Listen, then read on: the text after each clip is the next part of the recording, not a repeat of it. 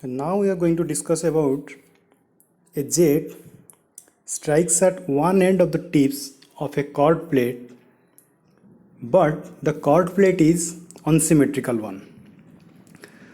Since the chord plate is unsymmetrical, the angle at both the tips with horizontal axis will be different. That means the angle at this tip is not equal to the angle at this tip. So that's why we are taking the angle at inlet as theta and the angle at outlet as phi. So let's go to derive the expression for force acting on the unsymmetrical chord plate.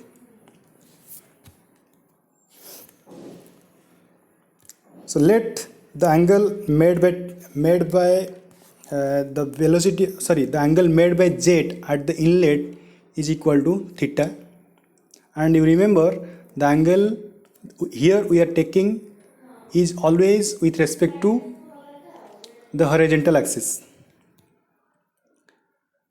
So that means here the velocity v makes an angle theta with respect to horizontal axis, and the velocity at the outlet makes an angle phi at the outlet. This is inlet, this is outlet. And we are assuming that the surface on which the water glides, that means this surface is a very smooth surface. That's why there is no loss of energy or no loss of head. So the velocity at the inlet is equal to velocity at the outlet. And we know for calculating the force acting on the plate in horizontal direction is taken as Fx. That's why we need to resolve the velocity in x direction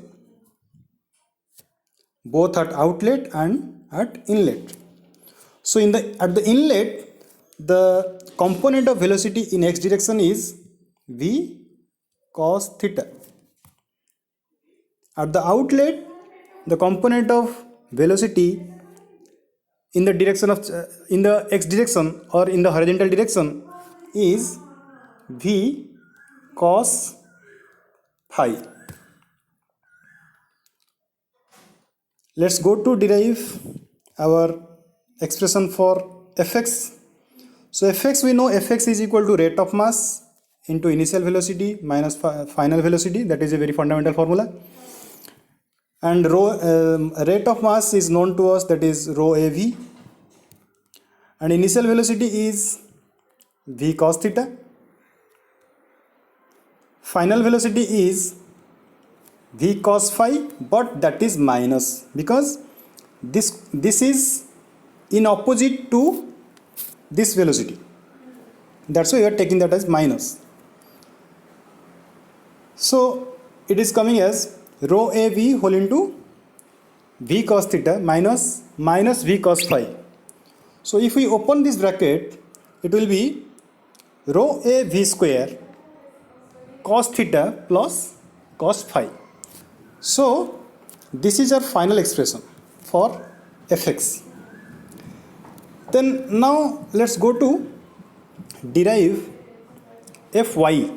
Fy means force acting in y direction.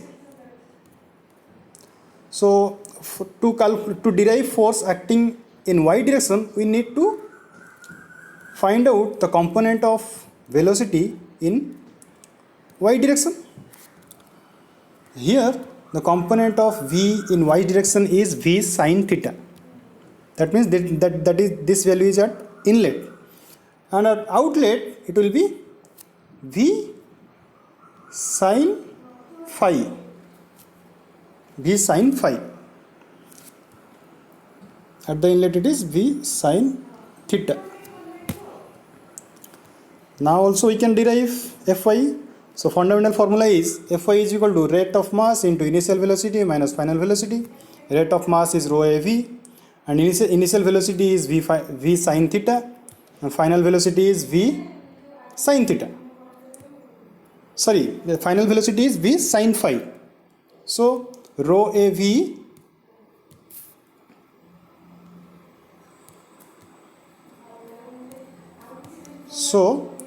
rho av whole into v sin theta minus v sin phi. So the final expression will be rho a v square sin theta minus sin phi. So this is about your derivation for the expression of fx and fy. Thank you.